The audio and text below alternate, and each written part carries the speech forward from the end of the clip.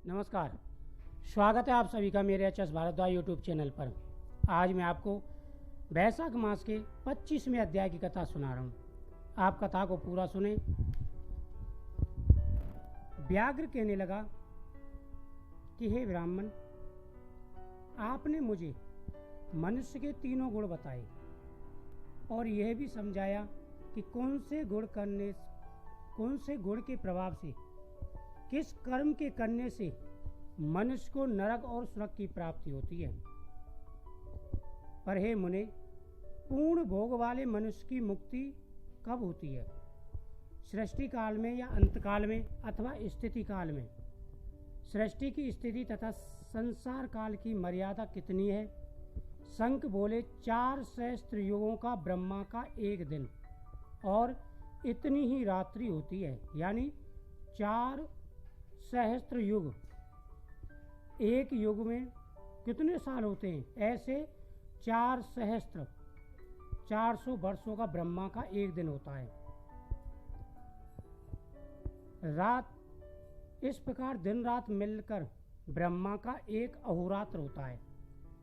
15 अहोरात्रों का एक पक्ष और 2 पक्षों का एक मास होता है, यानी 4 सहस्त्र युगों का ब्रह्मा का एक दिन होता है।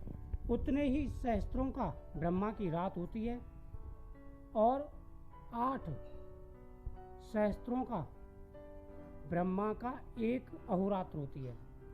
ऐसे ही 15 अहोरात्रों का एक पक्ष होता है और 2 पक्षों का एक मास होता है। कितनी लंबी आयु है ब्रह्मा की। 2 मास की एक ऋतु, 3 ऋतुओं का एक अयन और 2 अयन का एक वर्ष होता है। यानी चलता ऐसे ही है जैसे इस पृथ्वी पर चलता है, लेकिन फर्क यह है कि वहाँ पर दिनों की संख्या ज़्यादा होती है। इसी प्रकार ब्रह्मा जी के 100 वर्षों का एक ब्रह्मकल्प होता है। इसी वेद को जानने वाले प्रलय का समय कहते हैं। प्रलय 3 प्रकार की होती है। एक मानव प्रलय, जिसमें मनुष्यों का अंत होता है। दूसरी देवनंदिनी प्रलय और तीसरी ब्रह्म प्रलय। ब्रह्मा जी के एक मुहूर्त में एक मनु की प्रलय होती है। इसी प्रकार जब 14 मनु हो जाते हैं तब एक दैनंदिनी प्रलय होती है।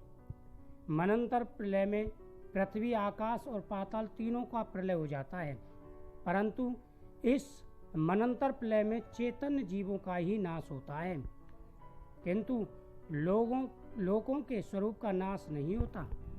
केवल उन लोकों में जल प्लावन हो जाता है। फिर मनंतर के अंत में चेतन जीवों की पुनः उत्पत्ति हो जाती है, लेकिन दैनंदिनी प्रलय में लोक और परलोकस्थ सबका नाश हो जाता है। यानी सबसे भयंकर होती है दैनंदिनी प्रलय, जिसमें इस लोक का और ऊपर के लोकों का सबका विनाश हो जाता है। सिर्फ एक सत्य लोक ही रह जाता है। ब्रह्मा जी के शयन करने पर चेतन अधिभूतों सहित सबका नाश हो जाता है। कोई कोई तत्वाभिमानी देवता और मुनि बचे रहते हैं तथा सत्य लोक के शयन वाले भी रह जाते हैं, जो कल्प भर तक सोते रहते हैं। फिर रात्रि के समाप्त होने पर ब्रह्मा जी पुनः सृष्टि की रचना करते हैं, जिसमें देवता, ऋषि और पितृ लोक व वर्णों सहित सबकी अलग अलग रचना होती है। भगवान विष्णु नियम पूर्वक 10 अवतार धारण करते हैं और अनंत देवता ऋषि कल्प के पश्चात ब्रह्मा जी के द्वारा फिर सो जाते हैं। जो ब्रह्मा जी के साथ ही मुक्ति पाने वाले हैं, वे सब राजा, साधु और सिद्ध ब्रह्मलोक में रहते हैं। वे सत्यलोक में ही रहते हैं, यहाँ नहीं आते। तथा जो उस राशि पर जाने वाले उसी नाम से श्रुति में तथा रीति में स्थित हैं, वे फिर जाने जाते हैं। अपने अपने कर्मकर्ता अपने अपने गोत्रों में जन्म लेते हैं। जब कलयुग समाप्त हो जाता है और सब दैत्यों का नाश हो जाता है, तब वे भी कलयुग सहित अपनी गति को जाते हैं। वे अपने कर्मानुसार वैसे ही कर्म करने वाले होते हैं। शंख कहने लगे कि हे व्याघ्र, अब मैं तेरे सामने सृष्टि काल और मुक्ति काल का वर्णन करता हूँ। भगवान का एक निमेष आंख झपकना ब्रह्मा जी के एक कल्प के बराबर होता है। यानी ब्रह्मा जी के कितने वर्ष का एक दिन एक अयन होता है, और ऐसे ब्रह्मा के एक कल्प हो जाते हैं जब भगवान विष्णु सिर्फ पलक झपकते हैं।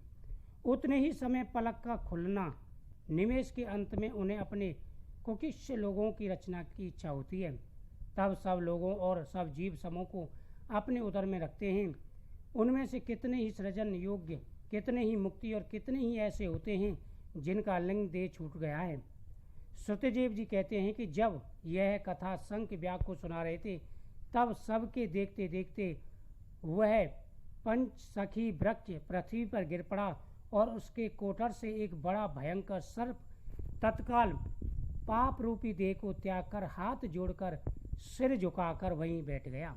यानी जिस समय शंख ब्राह्मण यह कथा सुना रहे थे, उसी समय बगल का एक वृक्ष था, वो गिर के पृथ्वी पर गिर गया और उसके अंदर से एक भयंकर सर्प उत्पन्न हुआ। बोल वैशाख मातम की जय।